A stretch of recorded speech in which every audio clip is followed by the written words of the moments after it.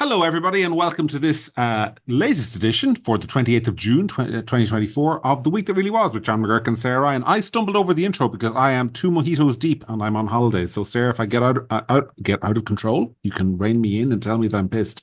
How are you? I'm fine. I cannot complain. I'm going to Taylor Swift this weekend, which I'm sure is really irrelevant to you, but very exciting for me. Is this Sorry. the Eras tour? Yes. And is the Eras tour like this? Isn't Taylor Swift like a 30-year-old woman? I mean, how many eras has she had? She's actually 35, I Oh, think. golly. She's had a few. She's had a few. I mean, she's been a singer-songwriter for, I don't know, but definitely since she's a teenager. So quite a few. I mean, she's had a lot of albums. I think she's the first person in the world to become a billionaire by music alone. Yes, she is. In fairness to her, no, she's very talented. As far as I can tell, she like if you date her, she writes a song about you, and she writes a good one, and then it makes loads and loads of money, and then she dates somebody else. So tell me the truth and shame the devil. Are you going for your own sake, or are you going because some of the kids are fans, or what's the deal there? 100% for my own sake. And this isn't even my first time seeing Taylor Swift live. Um, myself and my old roommate, who I think you know, but I won't name him in case he is embarrassed. Um, we were Swifties years and years ago, like 10, 12 years ago when we lived together, and I always have been. And we used to go. And then when I was pregnant with my second child, I think I had tickets for the last time she came to Dublin. And one of my friends had a niece who was a super Taylor Swift fan and was 12 or 10 and didn't have a ticket. And I gave her my two tickets because I was heavily pregnant and I was like, oh, I just don't really even want to go, to be honest. So I gave her my tickets. So good karma came my way for that good deed. And somebody, a very good friend of myself and Keith's, a couple last week said that they have two tickets to spare and would we like to go with them. So I'm going. Oh wait, Keith's going too. Yes. Good Lord. Probably shouldn't have said that on the podcast, but anyway. No, yes. Well, I'll tell you, I'll be giving him abuse about that. Anyway, this is Anyone, not. anyone who follows me on Instagram will know all about him being there anyway. So. Thanks be to goodness, this is not a Taylor Swift podcast. Might be next week by the sounds of things, but it's not. It's Oh, not for this look, week. at the end of the day, right, there's so much horribleness in the world that Taylor Swift brings a lot of joy. So whatever brings you joy, you should do it. You sound like that Japanese lady, for whom cleaning brought her joy. I can't remember her name. Anyway, what's been happening in Ireland while I've been away? What has been happening in Ireland? Well, we have further developments of our story that we discussed last week about Crotty and the woman that he beat up. Natasha O'Brien. Natasha O'Brien.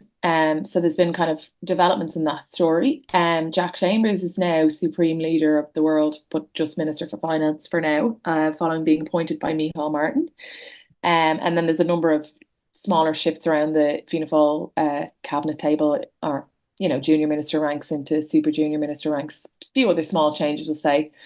So there's that. There's been two pieces of legislation. The EU Migration Pact was passed and the surrogacy bill. Um, so I don't know. I mean, depending on what way you look at it, you could say that the place has gone to hell in a handbasket while you've been away. Yeah, it's funny. I always say this every time I leave the country. I look back on it and I'm like, do I have to go back? Do I Yeah. have to go back? We start with this Natasha O'Brien Crotty story, Cathal Crotty story, because the thing striking me about being overseas is I've only seen when you're overseas, you see snippets of news from home, and I've deliberately been trying to decompress because I do news for a living, right? So I've been trying to stay away from it as much as possible. You can't insulate yourself entirely, so only the big things reach you when you're deliberately trying to avoid it. And the Natasha O'Brien Cathal Crotty story just seems to me to be bizarre. I mean, it's nothing to do with Natasha O'Brien, who seems to be making the case an issue, but it's the reaction to it. It's like a whole bunch of people have suddenly noticed what the rest of us have been noticing for a long time, which is that sentencing in the country is mad. And no one ever goes to jail for anything. And you can basically, I mean, there was another case this week, or was it last week, of a lad. I don't think he was Irish, but that really doesn't matter in this context. Who had attacked like a 79-year-old pensioner in her bedroom and sexually assaulted her, and he got a suspended sentence, and no one gives a hoot about that. But this lady, Natasha O'Brien, seems to have sort of almost parlayed what happened to her into kind of a form of, I don't know, celebrity the right word, but it's not the wrong word either. Like, it's very strange what's going on there. I saw she got a standing ovation in the Oireachtas yesterday, which, I mean, is bizarre. I mean, because if they want to fix the problem, they could just pass stricter sentencing laws, but instead they give a victim a round of applause because her assailant walked off without a jail sentence. Yeah, I mean, we've discussed on this podcast for a long time now about, the city centre assaults, like, attacks on tourists, attacks on different people. Um, and the fact that sentencing was, subpar to say the least. I don't know about what will happen here with the DPP. Will they, put in an appeal on his sentence, or what will happen? But the problem, there's a problem with sentencing, and there's a problem with, leniency of sentencing of things like this. But this particular case seems to have captured the imagination, and I think that, you know, she was exceptionally brave in coming forward and telling her story. And he is obviously an animal who, had no remorse, only admitted it because he was presented with CCTV, and all of those things can be true. But at the same time, like, there's no, there's not, there's not a, there's a kind of a cynicism starting to, I feel like I'm starting to notice a cynicism that she's being used by people to attack the government as a political pawn a little bit. Like, I saw her being interviewed, she was talking about, like, I wouldn't have to be here if Helen McEntee was doing her job properly. Mm, okay, but that's not really the way it works. I mean, again, I stipulate two mojitos in and everything, but like it just strikes me is it's just it's all bullshit. It's so Irish. It's an orgy now of virtue signaling, isn't it? It's this business of, we'll give her a standing ovation in the Dáil. We'll all talk about how bad it is. We'll all go around. We'll blame the minister. We'll point a few fingers. We'll all talk around the problem. We'll make this crotty guy into the villain of the week. We'll ensure that he can never have a life in the country again. Maybe that's what he deserves. I don't know. If he'd gone to prison, he'd probably had an easier time than what he's actually ending up Yeah. getting. But we'll all avoid the real problem. We'll all avoid the real problem, which is that nobody wants to pass any legislation to increase sentencing because that would involve spending money to build more prisons. Which Hmm. I guarantee, I'm not even at home, and I guarantee that hasn't been mentioned in mainstream political discourse. Am I wrong? Well, I haven't heard it. I've said it, but I mean, I haven't heard it. I mean, you're absolutely. First of all, I mean, funnily enough, or ironically enough, or surprisingly enough, I'll say, one of the people that I thought did make some sense this week was actually Holly Kearns, because she gave a speech where she just talked about every time something like this happens, everybody says never again, and then it just does. So we all whip ourselves up into a frenzy of virtue signaling, and it's all this and that, but nothing will change. It's not one politician coming forward with a proposal, and we know because the day that this sentence came out, Fine Gael were self-congratulating themselves on Twitter, or self-congratulating on Twitter, about how they'd increased the maximum sentencing from 7 to 9 years for knife crime. So we know that they're able to make proposals in terms of sentencing. So why don't they? I Well, mean, who gives like, lots of people, and I'm not, this isn't to diminish any particular aspect of this case. This is this really serious crime, and he should have got a custodial sentence. But there are lots of people in Ireland who have been victims of horrific crimes, and they don't get a standing ovation when they come into the door. but that is because, I mean, this is my opinion, right? And people can disagree with me or not. But it is because of the de facto state of the political class, right? You say nothing is going to happen here. I think you're probably, I'm not saying you said nothing's going to happen, but in terms of sentencing law, nothing's going to happen. But what will happen, I promise you, is that slowly over time, if it hasn't already happened, this conversation will merge from away from being what the politicians need to do to the problems with the public. It will become not why aren't we putting people like Cathal Crotty away, but why are we producing people like Cathal Crotty in the first place? What's wrong with Irish men? Talk to your sons about beating up women, Yeah, because it's the Irish mammies not giving out to them enough that and make what them. and what we need to do is not build more prisons, Sarah, but give more money to NGOs and organizations that are campaigning and educating young men to be better citizens. That's what it will become. And it's not actually about the most cynical thing about all this is that this will end up with more money in the pockets of the worst people in Irish society, because that's what politics is these days. It's an industry for those people. It's an industry of self-congratulation and finger wagging. And if you're in the circle, you get self-congratulated, and if you're outside the circle, you get your finger wagged at you, because ultimately it is your fault the climate is changing. It is your fault that there's misogyny. It is your fault that there's violence on the streets. All the problems are ultimately the public's fault, and the politicians, all they can do is kind of put their head in their hands and say, "Isn't this terrible? Something should be done." It is, just looking at it from the outside in, as I am this week, it just looks more and more like a madhouse sometimes. The country. Yeah, and people won't notice. They'll fall for it. Nothing will change. No, I haven't heard one politician put forward a proposal for an amendment to any legislation that would change the outcome of that case. No, and you won't either. It's the great. You can't touch it because I wrote a piece about this last year. Sometimes where I said politicians don't like to be spending money on prisons because they think it makes them look mean. But actually, I think there's the old Simpsons line at Sideshow Bob. Sometimes you want a cold-hearted Republican to brutalize criminals and lower taxes. I mean, I think that's what the country needs. To be frank, is sort of Sideshow Bob in charge to kind of brutalize criminals, lower taxes, build a couple more prisons, and actually run the country, because it feels to me at the moment like politicians in the country think their job is done when they bring a victim into the Oireachtas and clap for her. Yeah, That's where the country is. Anyway. you got the Oh, absolute shit beaten out of you, but don't worry, we're going to clap you. yeah. We're going to clap for you Um, because we uh, don't do anything else. are there any criticisms to be made of Natasha O'Brien, do you think? I mean, obviously not. I think it's fairly self-evident that she has done the right thing to some extent in standing up and saying my case is an absolute disgrace and I want it highlighted. But I have seen some criticism of her saying that kind of like she's becoming almost too much of an activist and not enough of a victim. Or do you think her position is entirely understandable? Because I don't know why she's not saying to some extent, why aren't you actually changing the laws here? Or is she saying that? Because I'm not there.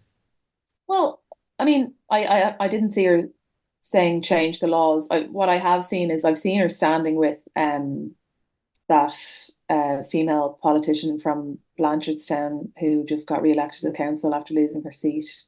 Ruth Um, Coppinger. I saw her standing with shoulder to shoulder with Ruth Coppinger at one point when she was speaking, and I thought that was. Well, in fairness, Ruth Coppinger would stand in a picture with a potato if she thought the potato was going to be in the newspaper. So I that may know, not but I, be. I think that I think that this girl is a victim. She was very brave to come out and be so public about what had happened to her and to speak or whatever. And I think that people in political circles will use her to advance an agenda towards or away, as you pointed out, from something.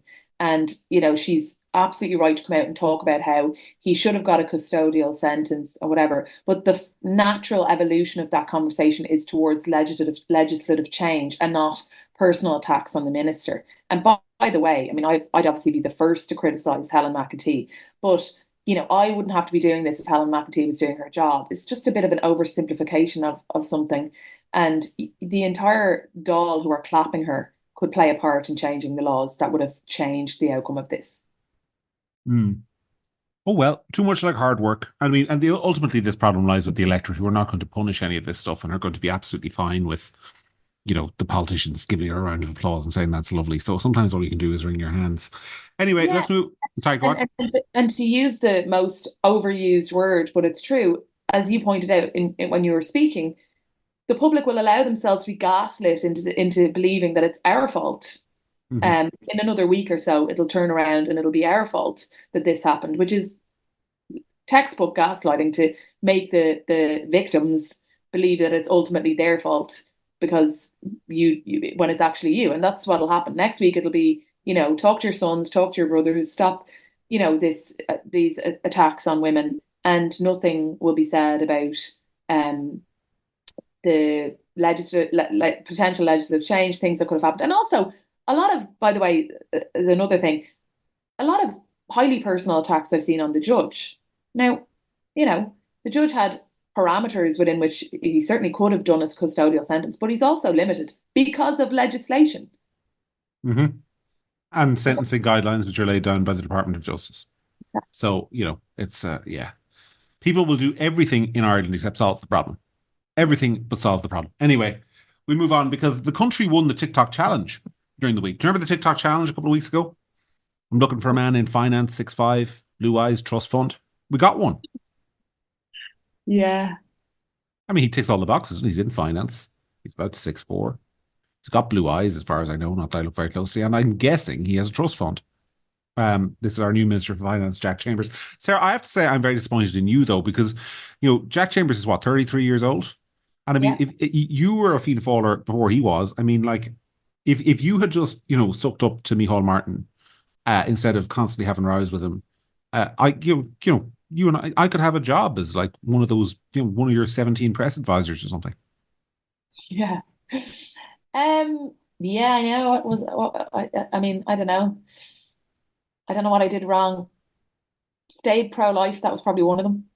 But had your And own mind, had your own mind. That's yeah. generally because I mean, look again.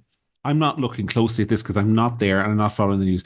But it's utterly bizarre. I mean, Jack Chambers has gone from nothing to Minister for Finance in the space of 6 weeks. Micheál Martin has clearly suddenly taken a liking to him. If he thought he was that talented, he could have put him into cabinet a couple of months ago. He could have done. I mean, like, Norma Foley's not exactly setting the world on fire in education. He could have given him any kind of job. But all of a sudden, the last 2 weeks, it's like Micheál Martin has developed this bromance with Jack Chambers. Well, I What's mean, going on there? Norma Foley is in Micheál's get along gang as well, so I doubt she'll be shifted anywhere anytime soon. But yeah, I mean, I don't know Jack Chambers. There's lots of people in Fianna Fáil, as you know, that I know very well, and Jack Chambers isn't one of them. I don't really know him. So I think, I mean, on the morning of that appointment, I had heard a rumor from a friend of mine in Fianna Fáil of Jack Chambers, and I didn't take it seriously. I really thought that it was going to be potentially that Micheál himself was going to shift into finance, or I really thought Derek Cleary. And, I was talking to somebody that I know from Fianna Fáil a few days ago, and we were talking about um, talent within parties and the different people in different parties. And there's a lot of people in Fianna Fáil, like Jim O'Callaghan's and Derek O'Leary's, who are really talented and quite unsung or untested, if you know what I mean. Now, obviously, Derek O'Leary ran into a bit of bother with that complete nonsense about the golf gate thing.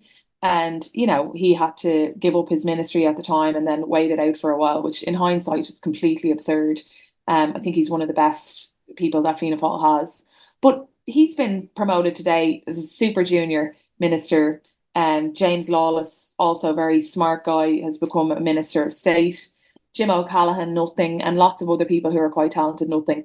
And if you're in Fianna Fáil and you're a TD and you're looking at a general election in the next few months, and Fine Gael are probably, like, look, lots of things can change between now and the general election, but you really have to ask yourself, where's the career plan, the career path for smart, talented people in Fianna Fáil if they're not prepared to just, kowtow and toe the line to whatever Mickey Martin says they have to? Well, there isn't one. And I mean, you and I have had this conversation privately, and we won't name people because that wouldn't be fair. But I think I've listed to you about 7 or 8 people who are really talented councillors who I thought, like, some of them, some of whom, I was either in college with or knew were contemporaries of mine who would have rated really, really highly, who've gone absolutely nowhere in Fianna Fáil, and a lot of them have left politics. I'll give you one example. James Carroll, the former senator Right. for Louth, or Meath Louth, one of those constituencies. He's Hmm. from Drogheda. He was at former president of the UCD Students' Union way back in about 2002, 2003. Incredibly talented political guy. Gone nowhere. I don't even know if he's still in the country. Like, his career just ground to a halt when Micheál Martin became leader, and that was, and there are many more like him. In the Yeah. meantime, the parliamentary party is full of mediocrities, and and I'm not pretending that you and I are any great shakes, but these people are objectively mediocrities. I mean, they're very talented people who went nowhere, and it's full of mediocrities. And I don't know whether Jack Chambers is or is not a mediocrity, but it's fairly obvious that, to me at least, that Micheál Martin has now decided that he's time to anoint a successor, and Jack Chambers is it.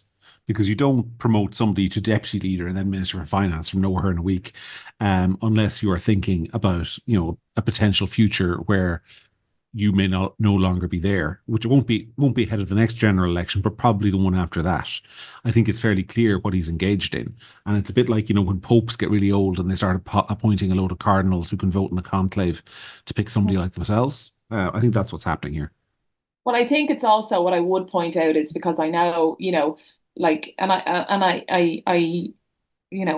I don't mean to harp about the life issue. It's just because it's just applicable in this case that Micheál Martin started his career for a very long time was pro-life, and then he changed his mind one afternoon, and then everybody who had the opinion that he'd had 45 minutes before that was suddenly kind of less than or kind of sneered at. Morally And deficient, morally deficient. yeah, Not exactly. only not only wrong, This is the Yeah. thing, and this is the thing, and I think this is the thing that it's the most off-putting thing about Irish politics in general. It's not just Fianna Fáil, and it's not just Micheál Martin, but it's one thing to change your mind. It's one thing to go from being 100%. Everybody does. Yeah, Everybody everyone. does. You should be able to change your mind. I change my mind all the time, but I don't look at the person who had the opinion I had last week as if they're some kind of backward hick who just hasn't been enlightened like me. Yeah, it's extraordinary, and that is the attitude. It's not just I've changed my mind. It is I have changed my mind, and everyone who didn't also change their mind at the same time is morally deficient. And I mean, one of the ironies was the way he lost that debate in the referendum when he debated Maria Steen, and you could tell by him when watching it that his big issue was that he felt morally superior to Maria Yeah, Steen. And he had to let her know all the time. It was like, you people have always been wrong. I yeah, mean, well, what about all the times you agreed with her, Micheál? yeah. Over the years, was she wrong then too? I mean, he just came across as supercilious, condescending, and deeply unpleasant. And there's obviously a kind of citizen in the country who loves Micheál Martin and thinks he's a great politician and votes for him, because Fianna Fáil still get 22, 23% of the vote. And I even know a few of them, and some of them will say they're just loyal to the party. But I just think he's the most unlikable senior politician in the country by some distance. Well, another thing I was going to say is that I think that that unlikable or not, he doesn't. He treats with contempt people who have the same opinions as he used to have. He's morally superior, and I note as an observer now from the outside that anybody who has got a pathway in like a career pathway within Fianna Fáil has changed. So, for example, Jack Chambers, outspoken pro-life for a long time, then went on a journey a couple of years ago, no longer pro-life, promoted to deputy leader, promoted to minister for finance. Today, James Lawless has been appointed a minister for state, used to be outwardly pro-life, involved in all the pro-life groups, went on a journey, no longer pro-life, promoted. I don't think that's a coincidence. I think that Micheál promotes people who agree with him. And I don't think that ultimately a strong leader is like a strong leader should be capable of surrounding himself with people who disagree with him on certain issues, and he's not. Yeah, James Lawless was a particularly egregious case because I think he was certainly at least privately pro-life right through the abortion, because I was obviously involved in the abortion referendum campaign, and he literally had a road to Damascus conversion and came out for a yes vote, I think about 10 days before the vote, um, and it was very egregious and it was very late on, and Well, it's again there not, was but not. yeah, it's not to harp about the issue because it could be any issue, but it's if you're not, and I don't want to use the word woke because that's overused, but if you're not in line with what Micheál thinks, the Irish Times want Fianna Fáil to be, there's no future for you. Mhm. And I'm baffled as to why there's certain people, and like some of them are my friends, who are still in Fianna Fáil, will sit around and allow this to continue. I think Fine Gael have somehow managed to create the impression that they're a new and vibrant party since they changed leader, and Fianna Fáil are sitting around and okay, Jack Chambers is the new Minister for Finance, and that's congratulations to him and his family, and that's wonderful. But if you're Dara O'Leary or somebody who's been knocking around Fianna Fáil, doing the hard work, taking the hits, being loyal for years and years and years, you'd really have to start to ask yourself, what's the plan here? Well, that's true. But there's another point about all this as well. If we get outside of the party political element of it, which is the country, obviously it's for all citizens, right? And how healthy is it that a minister for finance would be appointed at the age of 33 with no experience? Like, I mean, this is the most important job in government outside of being Taoiseach. It's more important than Micheál Martin's job, which is Minister for Foreign Affairs. So he's given Yeah, yeah. the most important political portfolio that Fianna Fáil have to a guy who's 33 years of age and has never held a senior cabinet ministry before. In the same example I've used before in the case of Simon Harris, that if Jack Chambers were to go today and seek to become the manager of his local spar, they would say, no, you don't have enough work experience. You don't have enough managerial experience. And we've just put him in charge of the single largest department in government.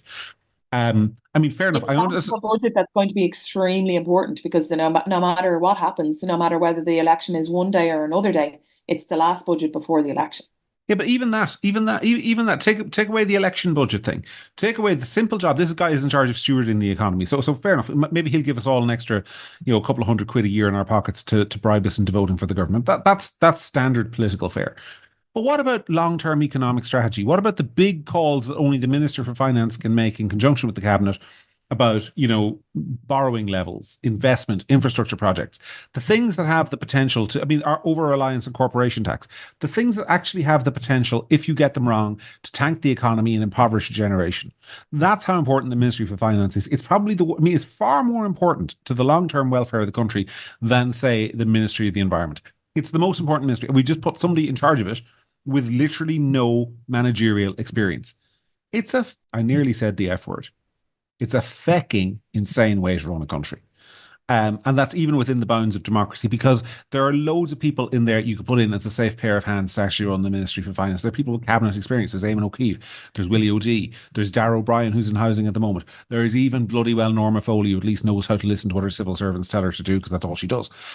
It said you put somebody in who's a kid in political terms. He's obviously a grown man. He's 33, but he's a kid in political terms, and giving him the most important ministry in the country. And what we're going to do, hope for the best and hope it all works out for Fianna Fáil.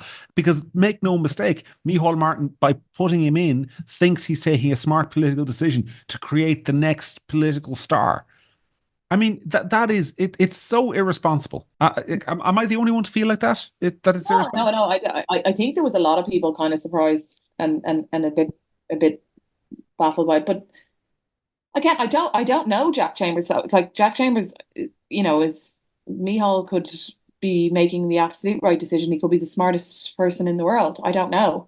But I think the whole process of this has been odd. I mean, last week we were talking about a press conference that was hurriedly announced where he comes out and it felt like he just wanted some attention because everyone else had been getting attention and calling press conference. So he called his own and made Jack Chambers deputy leader. He obviously knew at that point that he was going to make a Minister for Finance the next week. I hardly think he made that decision in that whole week. So he obviously knew what he's about to be doing. So was he making him deputy leader of Fianna Fáil to give him a week's experience before he made a Minister for Finance? Yeah, but that is, I mean, this is my point to some extent. I mean, I stipulate Jack Chambers could end up being a savant. He could end up being the greatest Minister of Finance we've ever had.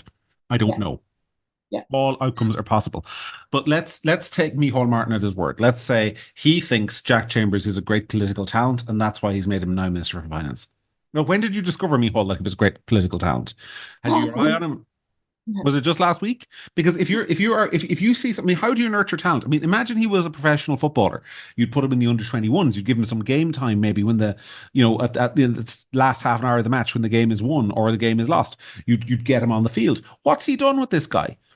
He made him chief whip, which is the worst job in government, which is just simply about telling people to show up to vote on time, which doesn't give you any particular managerial experience except lets you know the numbers of everyone in the parliamentary party and tell them, and the ability to tell them to show up to vote on time. It hasn't given him any junior ministry. He hasn't given him any kind of responsibility for decision making. He hasn't dipped his toes in. I mean, if you think somebody's really talented, you give them experience. Micheál Martin has just taken basically a kid from the under-21s in footballing terms and started him in the Champions League final and hoped for the best. That's effectively what he's done. And if it goes well, you look like a genius. And if it goes badly, the manager gets sacked. Yeah, I mean, again, like I said, I don't really know much about him. But what I do know is I do know other people personally, and I've seen the work of other people like Darragh Cleary, like Jim O'Callaghan, and there are others, and they're really smart, really like hardworking people or whatever. And they don't. I mean, I appreciate I've just said that Darragh Cleary got made a super junior today, but he's being made a super junior minister and being leapfrogged over by somebody who's 33. I don't know. I think there'd be a lot of people like, and I think there's got to be a lot of TDs in Fianna Fáil in the last couple of days thinking to themselves, okay, there's a general election coming up, but after that, what am I doing? I just don't. I would be.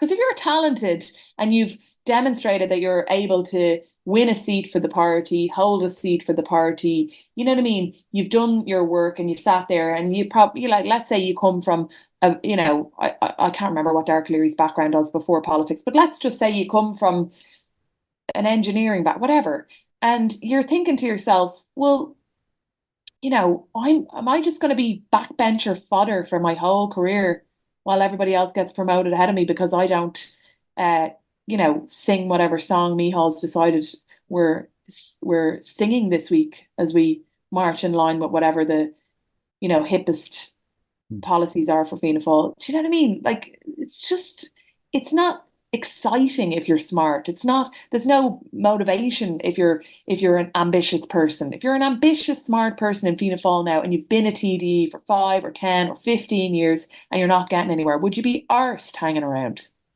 Well, you wouldn't. But this is one. I mean, this is a theme we I think we keep coming back to, or should keep coming back to, which is that smart people just don't want to get into politics anymore because of this.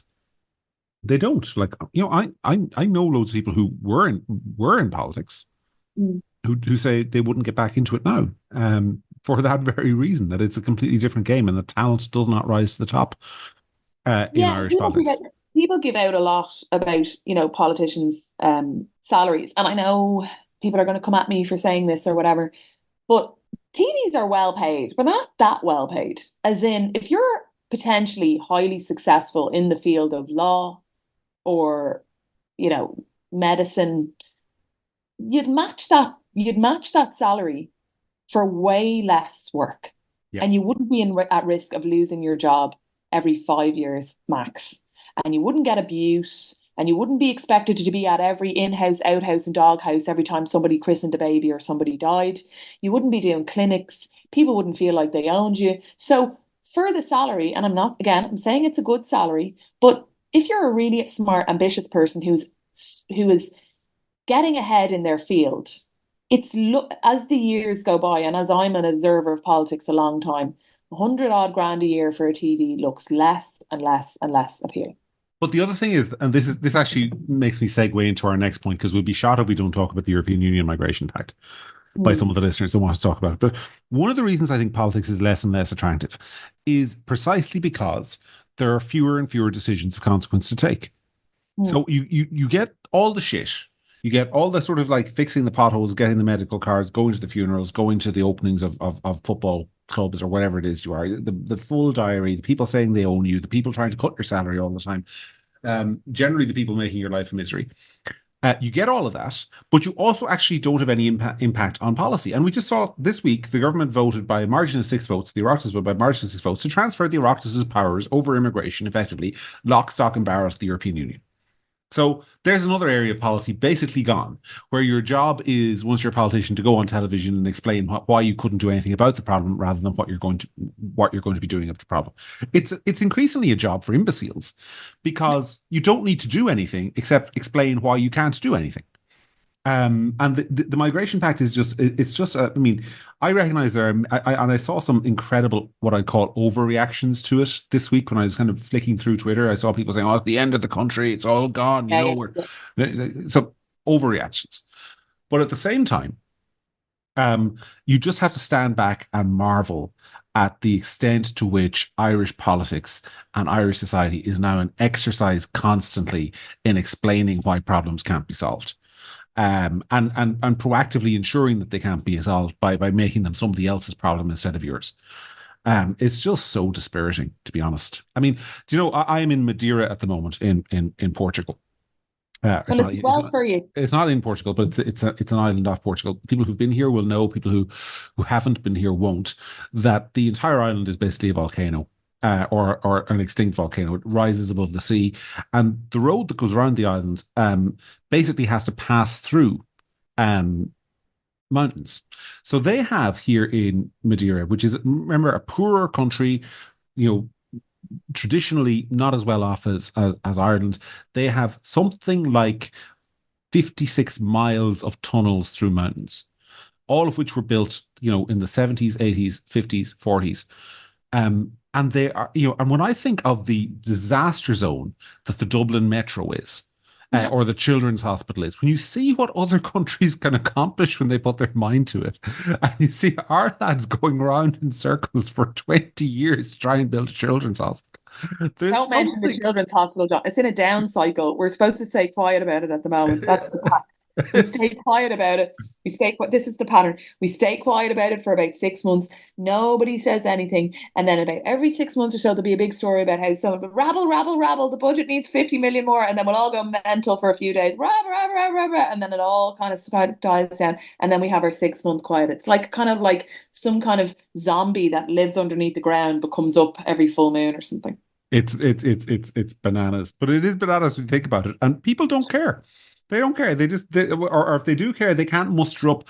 Like, and I think this is about the public as well. Like, the more I kind of write about politics, the more I listen about it. Like, I think the Irish public are to blame. Like, we settle for stuff that people in other countries just wouldn't settle for. I mean, we often make the comparison to the UK. When in Ireland, you basically have to murder somebody to have to resign as a minister.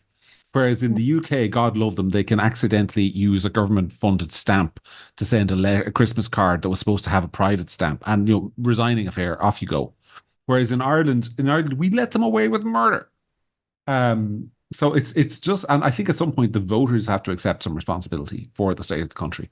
To be honest, Well, so I agree with you to a point, and then some things just unexpectedly captured the imagination in ways that other things don't. Do you know what I mean? So at times somebody will all get really het up about something that, it's not really easy to explain why. But I think you're right. I mean, people get fixated on things and then they allow. I mean, one of the things about managing the campaign in Dublin really reminded me about was like there are a lot of people in Dublin, right, who have, and I was going to say all due respect to them, but no.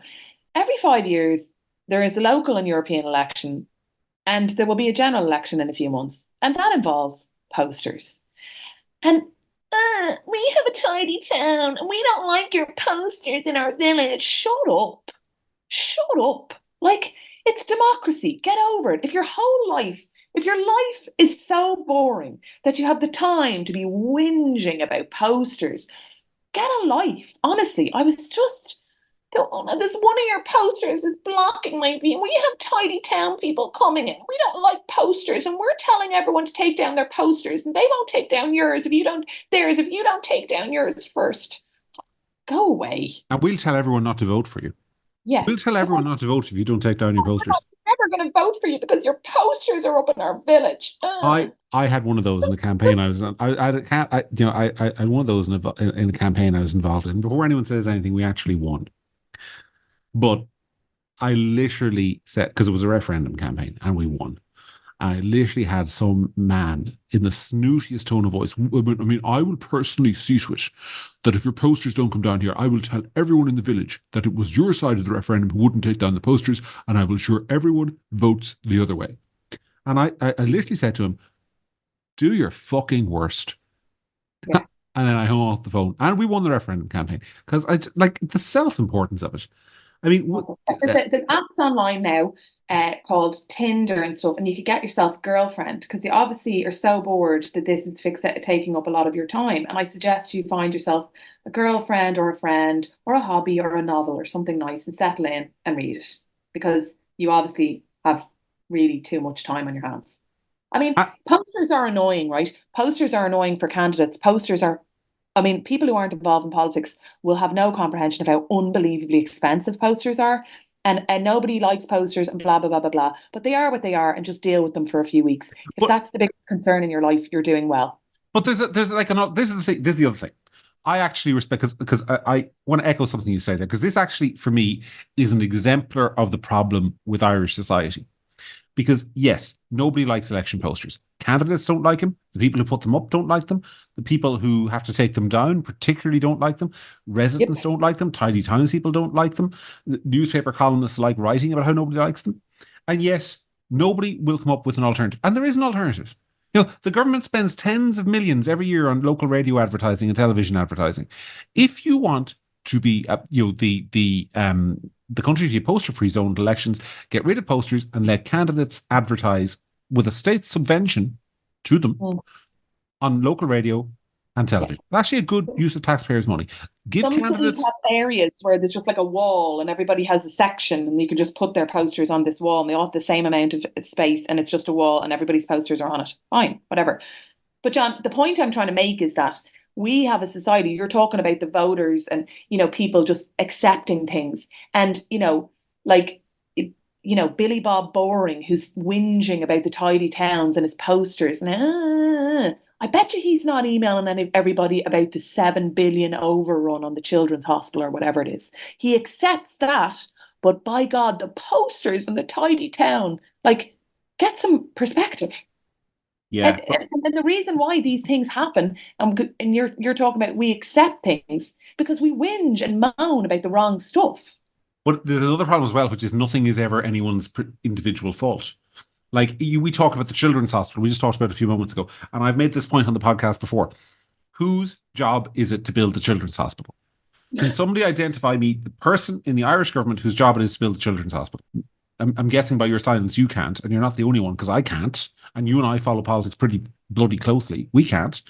The voters don't know whose job it is. So I mean, take RTE. Does anyone know whose job it is to run RTE efficiently? I mean, there's always some patsy put up. It's Kevin Backhurst at the moment, who's like the chief executive or whatever he is. He doesn't actually have the power to go in and negotiate contracts or set budgets necessarily. He's got a whole heap of committees to answer to. It's no one's. I mean, all the salary stuff was the result of like a remuneration committee.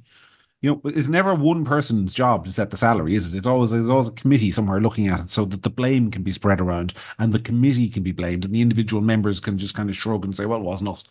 I mean, it is a country where nobody takes responsibility for actually fixing anything. I mean, you go through pick a problem. Immigration. Whose responsibility in government is it to manage the immigration system? Is it Helen McEntee's? Is it Roderick O'Gorman's? Is it Darragh O'Brien's? Is it Simon Harris's? Nobody is specifically responsible for big problems. So, and no one wants, and this is the other, no one wants to be responsible for them, which is why no one ever wanted to be Minister for Health, because that's the one job in the country where you can say there's somebody who's actually responsible for it. Yeah, but you can't blame. I mean, I wouldn't take responsibility for I wouldn't take it on that I was responsible for anything in Ireland unless, let's say a children's hospital or whatever, unless I had actual full and final decision-making powers over that project, because why would you? Correct, but that's the problem with our political structure, isn't it? So we have all these problems and no one actually has the power to do anything about them because we won't empower one person to fix the problem. And I'm not trying to argue for some kind of enabling act here, a la 1933 Germany. But we have a political system where people don't have the power to fix problems and there's no one's job to fix problems and everyone's job is to whinge about the problems. So we have an Oireachtas this week where instead of fixing the sentencing, you give the victim a standing ovation. That's the most we can do. And fair play to us, and aren't we great? And we brought her in, we acknowledged her, and off you go. I mean, burn it all to the ground. That's what I say. Burn it all. Yeah. Anyway, look, there's other countries are having elections too, and tonight, after we've recorded this, but before people listen to it, we're going to have the biggest heavyweight boxing match since Ali versus Foreman, when Trump and Biden I don't know. Go head to head to see who can stand up straight the longest. I'm scared it's going to be the biggest boxing match since Ali versus a feather. Do you think that? I mean, look, I think it's got potential to be really difficult to watch because I'm not sure that Biden is up to it. Do you? I'm going to make you a prediction now. I'm going to make you a prediction now, and we will see if I'm right, and I may well be wrong. So don't take this as gospel. But this is just my hunch. My hunch is that by the time people are listening to this podcast tomorrow afternoon, the snap polls will have been done and Joe Biden will have won the debate. Really? And the reason is that everyone's thinking like you, because the Donald Trump campaign has made, and this is not about my well-known antipathy to Donald Trump. This isn't an anti-Trump thing. This isn't about Donald Trump's fitness to be president. It's a sheer matter of political messaging. The Donald Trump campaign has spent the last 6 months setting expectations for Joe Biden so low that if the man manages to stand up and say his name correctly and smile at the end, people will think, not as bad as I thought. I mean, I'll never forget that when George W. Bush was debating John Kerry in 2004, Karl Rove, who was managing the Bush campaign at the time, put out a statement 3 days before the debate saying that, obviously the debates are always going to be tough for us because, and I quote, this is a direct quote, John Kerry is possibly the greatest debater since Cicero. And the idea there was to basically do the opposite, to say, look, John Kerry has been debating for 30 years in the Senate. He's dominated Massachusetts politics for half a century. The guy is brilliant. George W. Bush can hardly string a sentence together. I mean, our guy has no chance. Debating isn't his strong suit, but he makes good decisions. And lo and behold, I think the debates were basically a tie. Bush held his own, but they lowered expectations so that if George W. Bush got through the debate without saying something ridiculous, as he was occasionally prone to doing so, it would look like a win. Now, the Donald Trump campaign has done the opposite with Joe Biden. They basically said, look, this guy can basically, he can barely stand up straight. He can't walk up the steps of the plane without falling over. He can't remember where he is half the time. It'll be a miracle if he doesn't kind of like, fall over on the stage once the drugs they give him wear off. I mean, Trump actually said the other day that they're going to give him drugs to get him through the debate. So I think the problem for the Trump campaign is that if none of that happens and Joe Biden can stand there, look down a camera for an hour and say, yeah, I know I'm old, but I think this guy's worse than me. I think a lot of people will go, yeah, I don't think he's as bad as I thought he was. And I think he'll get the win. That's what I think might well happen. Not to say it will happen, what I think might happen. But I'm not sure that if you have the level of any kind of cognitive decline, which it looks like from some of the things I've seen that might be going on there, I'm not sure you can hide it. Well, that is true. That is the flip side, which is that if Biden really is as bad as the Trump campaign says he is, Because like had a cognitive decline issue and you were able to fix that with drugs, sure, everyone would take those drugs. Like I have people close to me who have started developing dementia in their 60s. If you could just give them drugs and make them lucid, make them able to debate on national television, everyone would take those drugs. Drugs that are that powerful don't exist. Well, I think what it is with a lot of people as they get older is that it's not necessarily a uniform slide. So it may be, maybe as the day goes on, they get more tired. Yeah, They you get have moments of lucidity for yeah. sure. And I think they probably can time it so that Joe Biden is kind of like in a hyperbaric chamber, getting pure oxygen fed to him while he sleeps for about 6 hours before the debate and comes out in peak condition and can last an hour or so. I think that's possible. Um, you know, and whereas if he'd been busy all day and working hard all day and it was 9 o'clock at night, he might be worse. I think that's plausible interpretation of his condition. Yeah, but I think that from the people I know who have had, a decline into dementia, Alzheimer's, and things like that, if that is the case, you can you can do everything to have you at your peak, and you can just have it's still no matter what, it's still a highly stressful, highly difficult situation to put somebody in. And if he is indeed suffering from anything, even mildly in that direction, it could just show up. It could. But then bear in mind that the listeners here have an advantage that you and I don't, and that by the time they're listening to it, the listeners will actually know what happened in the debate. But I will just say this.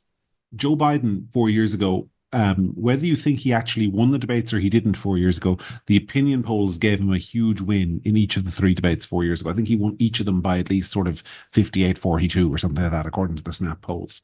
He was seen as the better debater. And part of that was that Trump had very bad nights in all three debates. I don't know if you remember, this was one night where he came out and basically shouted for the first half hour. And Donald Trump is not a great debater. He has one style, which is turn the volume up to 11. And that either works or it doesn't.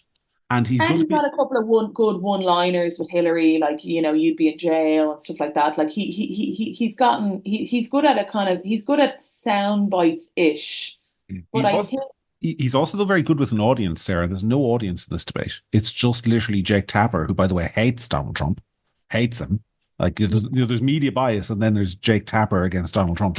Jake Tapper. I mean, I don't know how the Trump campaign agreed to that, but they did. They agreed to it. There's no audience, so he won't have that to feed off. So it'll be, who knows? Who I knows? think I think Trump also can't help himself, and if Biden is kind of failing a little bit, instead of letting him fail, he might maul him a bit, and people don't like that. No, they He don't. won't be able to help himself. He's a bit of a bully. Yeah. Well, this is always the problem with him generally, which is that he's he's he's very he can stay on message until all the staff go home for the day, and he's left with his phone at 9 o'clock at night and access to the internet, and then he just tweets whatever he wants to tweet. So that's always the problem with him. The other election that's going on at the moment, of course, as well, is the one across the water in the United Kingdom, where polling will by this time next week it'll be over and done with, and Britain will likely have a new prime minister. I mean, is Rishi Sunak trying to lose, do you think? Yeah, seems like it, doesn't it? Yeah, it's It's bananas. it reminds me a little bit of the European and local elections here, in that I remember us commenting on how they were quite low key in a funny way. Is it my imagination? Am I just election allergic and not paying as much attention as I normally would, or is it quite a low key election? I think it's a low key election because there's absolutely no dispute about the outcome. I mean, the Labour Party are going to win. They're going to win a majority. I was talking actually to a British lady today here, who's a lifetime Tory voter, voting Labour for the first time, just because she's disgusted. And I mean, when I say a lifetime voter, this woman voted for John Major in 1997, she said. So Um, what did she say she was disgusted about as a matter of interest? the ditching of Boris Johnson was her reason. I'm not saying that's the universal reason, but and it wasn't the ditching of Boris Johnson. It was that they stopped caring about governing the country and started caring about tearing each other apart. That basically for the last 5 or 6 years, all they've been doing is trying to sack the leader. And they're not interested in running the country, so they need to change a government, and the country needs a serious government. So they're voting Labour, and I So would it's a find it party very problem, not an issue problem that she has. That's interesting. yeah, I would find it very hard actually to disagree with her logic on that, to be honest. I think the Tory party is an absolute mess and an embarrassment and a disgrace. And I thought Nigel Farage, a clip of the debate I saw before I went away, where Nigel Farage was debating Penny Mordaunt, and he basically said, "Look, you promised," and this is just one policy issue. It's obviously not an election that's only about immigration. But he said to her, "You promised to reduce immigration in 2011. You promised to reduce it in 2015. You promised in 2017. You promised in 2019. Why should we believe you now in 2024?" And her answer was, "Because of this Prime Minister's record," and the audience just laughed at her. Oh God, if they're laughing at you, you're in serious trouble. Yeah, that's the way, isn't it? Hmm. So that's the lie of the land. So who knows? There could be a shock there, but it's highly unlikely. Anything else on your mind? Really? We're heading into the summer. You should be glad you're away because it's raining a lot here. So schools are finishing on Friday, and I can't tell if I'm happy or sad about that. But no, I'm interested to see. I think we're in for a few months, a few interesting months politically in Ireland, because I think either way there's going to be a general election, and I think that Simon Harris is shaping himself it up to be, um, a winning election for Fine Gael. I think Sinn Féin have gone a bit quiet and they're off licking their wounds and trying to figure out what's just happened. Remains to be seen whether they're able to recover in any way like they did the last time. Yeah, well, I think it'll be interesting. my travels will be continuing this day next week. I'll be speaking to you from Ukraine, where I will be. My official reason there is obviously that I'm attending a wedding of an old friend. My unofficial reason is that I'm obviously working for NATO to bring down Vladimir Putin. But if I survive that, I'll be back the week after, and we'll see what the state of the country is like. But I mean, it just strikes me in terms of the lie of the land politically that everything has gone a bit quiet. I mean, obviously this week the government were clearing the decks. They were getting rid of the surrogacy thing, the migration pact, getting ready to head off on their holidays.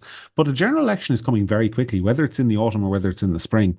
The time to organize any kind of political alternative to the parties that are already there is running very, very short. And I just want to say that I'm looking at sort of Independent Ireland, I'm looking at Aintu, I'm looking at all these alternatives who you and I might be inclined to be sympathetic to. And I mean, it's not my job to sing people's praises. And I'm not in a position to sing anyone's praises at the moment because I'm not really seeing any evidence of any kind of momentum. I think voters are going to be faced with the same old choice yet again. And I think that's something that's disappointing me, I have to say. But I mean, do you not think that most parties will go off after an election and go quiet for a while, no matter what? Or do you or is what you're saying that if you're A&2 or Independent or whatever, you just simply don't have that luxury and you should be out of the traps and laying out your stall for a general election now while you have the field to yourself because the other guys are relaxing? The second one. I think you need to be seizing the initiative, setting the agenda, coming up with policies, trying to actually say what an alternative might look like. Because one of the big problems I have with all these alternative groups is that I don't know what they're for. I know what they're against. We made it very clear this week on the EU migration pact we're against that. Well, what are you for? Like, what are your policies? What am I going to get? I mean, and I've said this before. I don't want to sound that I'm anti-independent Ireland because actually I'm very pro-independent Ireland. I think it's a good initiative. But what do I get? if I vote for you? I mean, what do I get? I mean, we had the example this week I mean, of are you asking? I mean, I no, manage no, I'm not asking you because just to be I clear, manage Niall's campaign, but I'm Sarah, not. no, I want to make clear, Sarah is not a working member of Independent Ireland, and I wouldn't be having this conversation with her if she was. But that's I'm asking it rhetorically because I mean, I look at this week, Kieran Malooly heading off, or there was some discussion about him maybe joining sort of Fianna Fáil's group in the European Parliament, or that was mooted, for example. I don't think a lot of his voters would have voted for him on that understanding. Maybe some of them would, but I don't think a lot of them would. I mean, there's just this sense of, what do I actually get from an alternative? So what are the policies?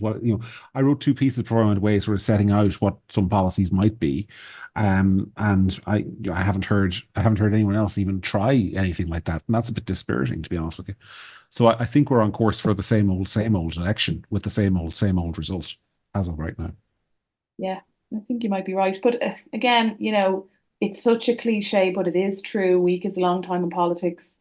You've seen how this crotty thing has captured the imagination of people. A story could emerge between now and the election that takes over the whole election, and certain smaller parties could do well out of it, or people could go back in their droves to the mainstream stable parties that they know and Yeah, kind but of this is where cover. I'm more of a cynic than you because you say it's captured the imagination and it has, but to what effect? I mean, it's over now. We gave her a round of applause. I mean, goodbye. Story dealt with. Move on. I mean, like and then we'll all go off for summer. We'll come back, and some other sap will get no jail sentence in September, and the whole thing will happen again for a few days. Oh, well, And there was no jail sentence in September. There was three or four others this week that just didn't yeah, get the same attention. yeah, and no one can. I mean, I wrote a piece. Literally, I think it was like about the 17th or 18th piece I ever wrote for Gript Media. It was in 2019, and it was time to. The headline was "It's time to impeach Martin Nolan and remove him from the bench." And I went through, and I know you and I disagree on this, and I think in fairness, I've moved closer to your view, which is that Martin Nolan is only implementing the sentencing guidelines and he can't be blamed. Fair enough, but I literally went through at that stage in 2019, like something like nine of his decisions, which were baffling, utterly baffling. Like there was one case, the one that sticks with me is where a grown man invited a 15-year-old girl into his van, got her into the van, and then whipped it out and started masturbating in front of her, Oh, and then let her out once he was finished, and he got a suspended sentence. Didn't even go to prison for that. I mean, like. And then we're shocked at somebody who just punched a woman not going to prison. I mean, it's very strange. I mean, why it took that one to capture the imagination, I'll never know. yeah, I know. That's the way it goes sometimes. But I mean, what I mean is that events happen that change the course of elections, and I have a feeling that the election issue might very well be something in the domain of law and order. Um, I might be completely wrong. It might be something in the domain of climate change, but events sometimes shape an entire election, and I think that this election will be one of those elections. I just don't know what the issue is going to be yet, because housing is kind of quietening down, and immigration will quieten down a bit. I'm not saying that either of them will be solved, but they'll just the government will Simon Harris will tinker enough with the edges just to take the heat out of it. But there'll have to be something. It's funny you should say. It's funny you should mention climate change being an issue because somebody who's much more cynical than either you or I said to me during the week that they were under the impression that the Greens might actually be pushing for a February election in the hope of a bad winter to focus young minds on the dangers of climate change. Okay. I mean, this is how some of these people think. So I'm not saying that all the Greens necessarily think that way, but this is how some people think. So, But um, like bad winter, what? Like, what does that mean? but you remember Loads a of couple of years ago we started naming the storms. So now every time we have a windy Friday, it's like Storm Antoinette. And now we have red weather warnings every time a tree blows down somewhere. Oh, I Uh, know. um, I have a friend, my sister's boyfriend actually, and him and I have this kind of running joke that we're obsessed with hilarious weather drama. We send each other messages, when you get mhm, like a notification. mhm. Batten down the hatches. There's going to be a storm. Veronica's on the way, and Yeah. then your wheelie bin blows over, and everyone puts photos up about it and laughs. Yes, yeah, we will recover. Yeah. Oh well, we will recover. And I think we'll leave it there for this week. and let the people recover from listening to us and decide if they want to listen to us again next week when we'll be back, same time, same place, Sarah and John, talking about the state of the country for those who agree with us and for those who feel like there's nobody else in the country who thinks like they do. Trust me, there are a lot of people who think like you do. They just don't have a voice in the media, unfortunately, and that's what we're here to do. So, Sarah, thanks a million for joining me. From me and from Sarah, that's it. Until next week, take care, goodbye, and have a good weekend.